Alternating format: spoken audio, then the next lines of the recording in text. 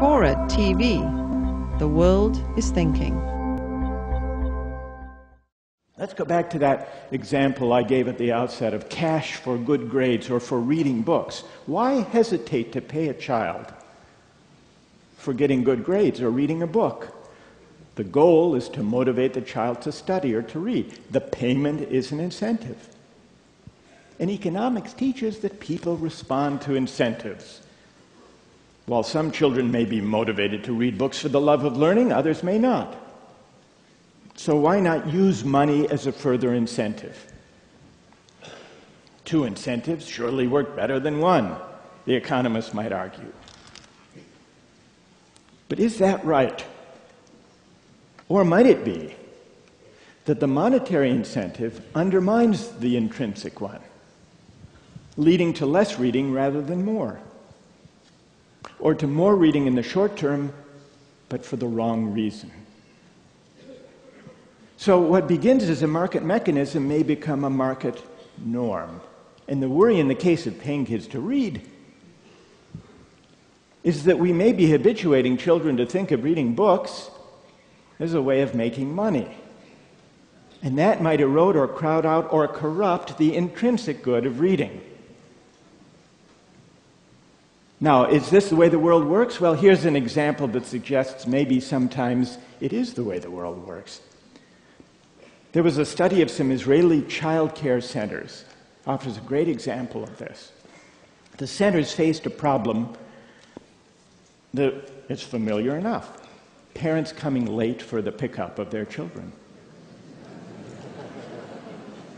And a teacher had to stay to look after the kids until their tardy parents arrived. So to solve the problem, the child care centers imposed a fine for late pickups. Now, what do you suppose happened? Late pickups increased. Now, how could this be? How could this be? What would the economists say? If you assume that people respond to incentives, this makes no sense. What happened? What happened, I think, is that introducing the fine changed the norms.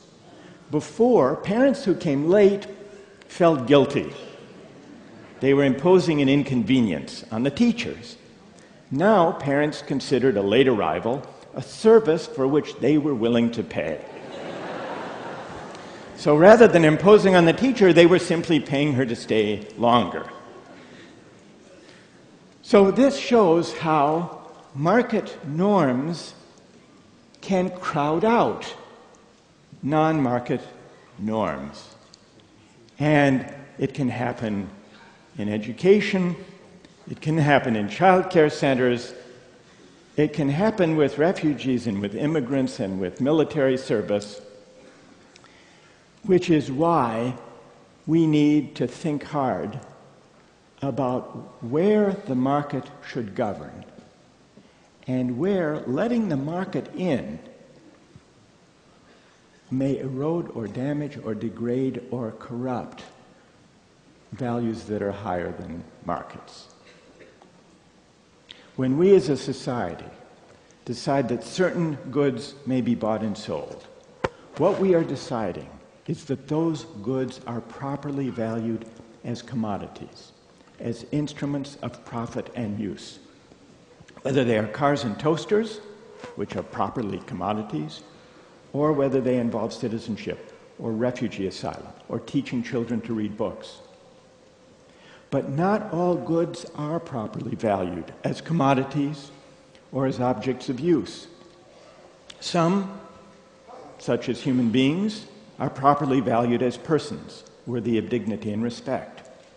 Others, such as natural wonders or great works of art, are properly treated with reverence and awe. The general point is this: some of the good things in life are corrupted or degraded if we turn them into market commodities. So when we decide when to use markets, it's not enough to think about efficiency. It's not even enough to think about market freedom.